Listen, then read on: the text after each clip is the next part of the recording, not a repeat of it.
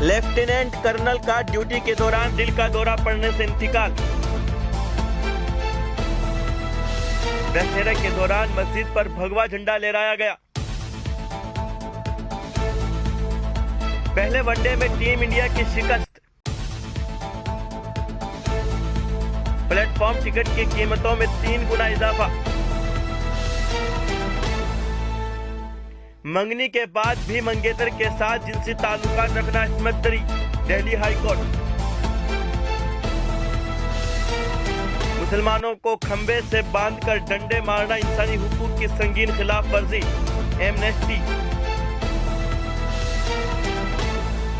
भारत ने हमेशा कवानीन पर मबनी बैनुल अक़वामी निज़ाम की हिमायत की है, ओम बिरला।